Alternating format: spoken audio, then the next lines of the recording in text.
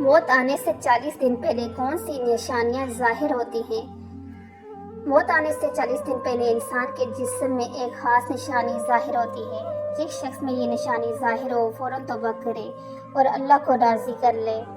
بسم اللہ الرحمن الرحیم۔ ایک مرتبہ مالک الموت یعنی حضرت عزرائیل علیہ السلام حضرت یعقوب علیہ السلام کے پاس پہنچے تو حضرت یعقوب علیہ السلام نے پوچھا، کیا تم میری روح قبض کرنے کے لیے آئے ہو یا مجھ سے ملاقات کرنے کے لیے آئے ہو؟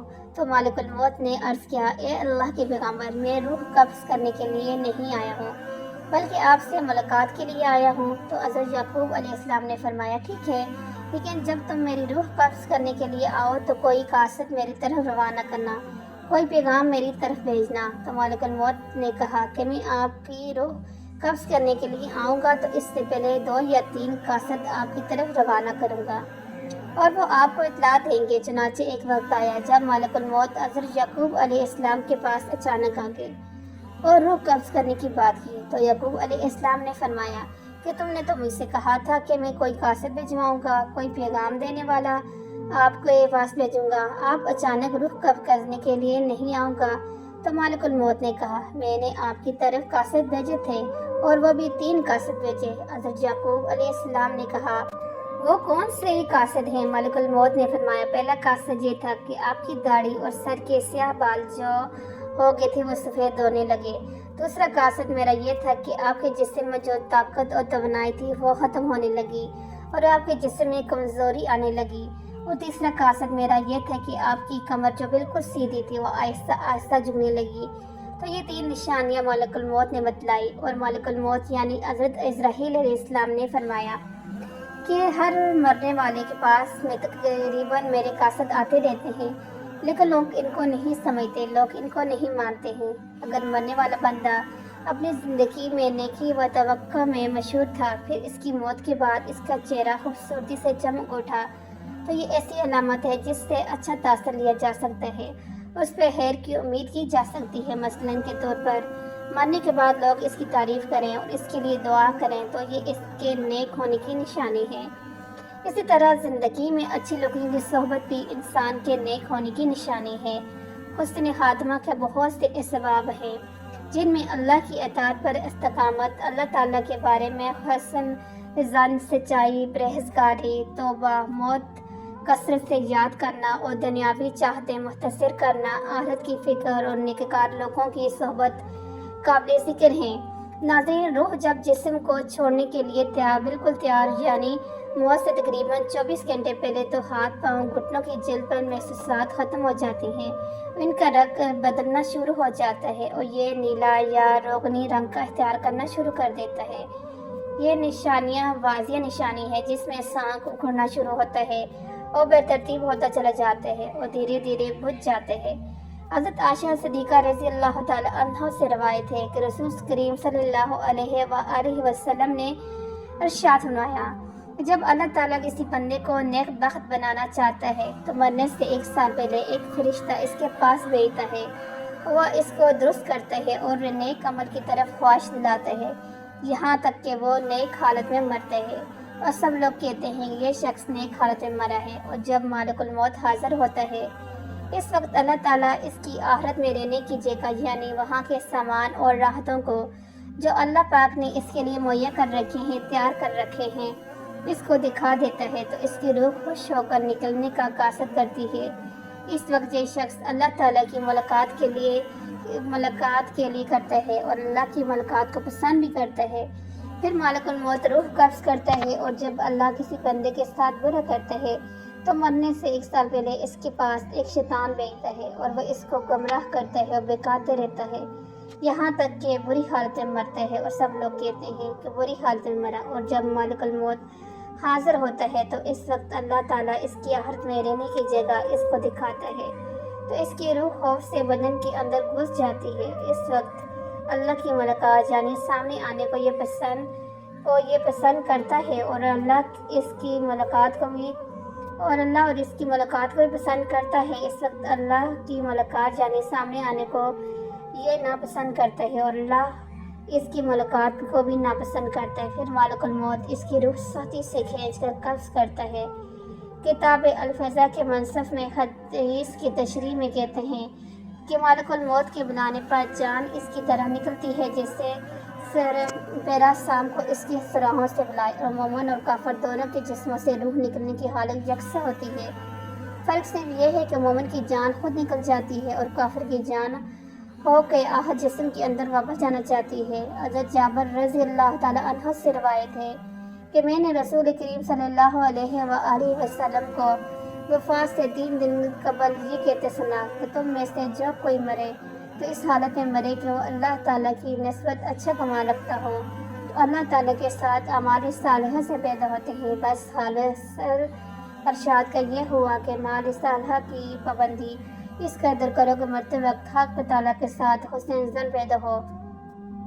حضرت انس رضی اللہ تعالیٰ عنہ نے فرمایا کہ رسول کریم صلی اللہ علیہ وآلہ وسلم کا ارشاد فرمایا کہ دیکھو تم میں سے جو کوئی مرے تو اس حالت میں مرے کہ وہ اللہ پاک کی نسبت اچھا گمان رکھے، کیونکہ اللہ سے اچھا گمان رکھنا جنت کی قیمت ہے، یعنی جس کو حق تعالیٰ سے حسن ظن پیدا ہو گیا وہ جنت میں چلا گیا۔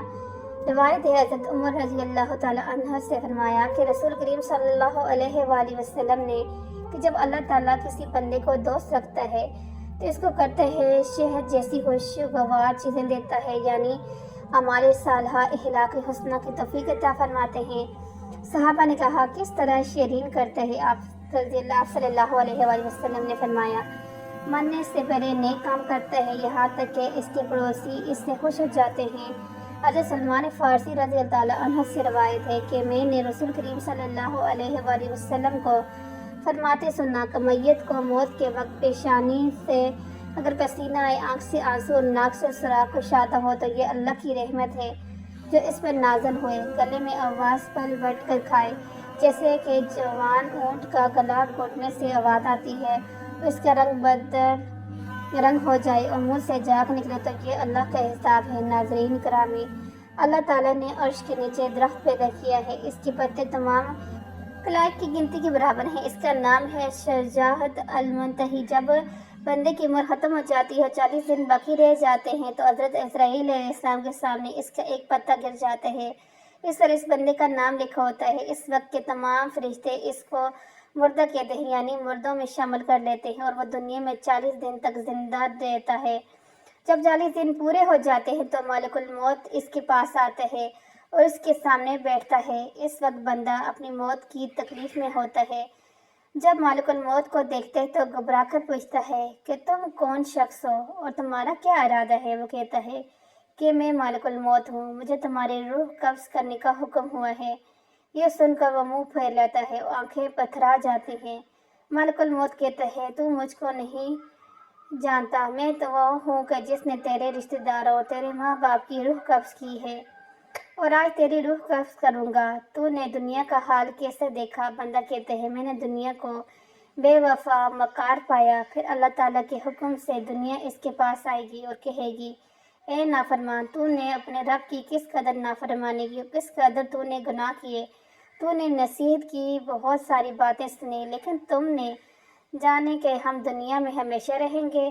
یاد رکھو کہ میں تجھ سے اور تیرے اعمال سے بیزار ہوں۔ پھر اس کا اعمال اس کے سامنے آئے گا اور کہے گا اے نافرمان، تو نے ناحق طریقے سے مجھ کو حاصل کیا، اگر تو غریب اور مسکین پر خرچ کرتا تو آج تیرے کام آتا۔ روایت میں ہے کہ جب آدمی کی زبان بند ہو جاتی ہے، 4 فرشتے اس کے پاس آتے ہیں اور سلام کرتے ہیں۔ پہلا فرشتہ آتا ہے اور بعد اسلام کہتا ہے اے بندے اللہ کے، میں تیری روزی پر موکل تھا، میں نے تمام زمین پر پورا پرچم تک تلاش کیا مگر تیری روزی کے ایک لقمہ بھی کہیں نہ پایا۔ پھر دوسرا فرشتہ آتا ہے اور سلام کے بعد کہتا ہے اے اللہ کے بندے، میں تیرے پانی پر موکل تھا، میں نے تمام زمین پر پورا پرچم تلاش کیا مگر تیرے پینے کا ایک قطرہ کہیں نہ پایا۔ تیسرا فرشتہ آتا ہے اور سلام کے بعد کہتا ہے اے اللہ کے بندے اللہ کے، میں تیری سانس پر موکل تھا، میں نے تمام زمین پر پورا پرچم تلاش کیا، میں کہاں تیرے واسطے ایک سانس بھی کہیں نہ پایا۔